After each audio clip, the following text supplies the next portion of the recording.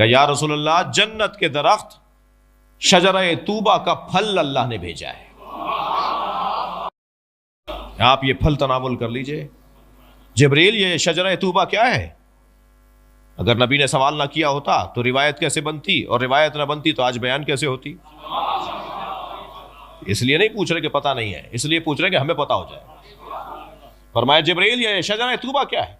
फरमाया गरसल्लाहु बियदिह, ये जन्नत का एक वाहिद दरख्त है जिसे अल्लाह ने अपने हाथों से लगाया है,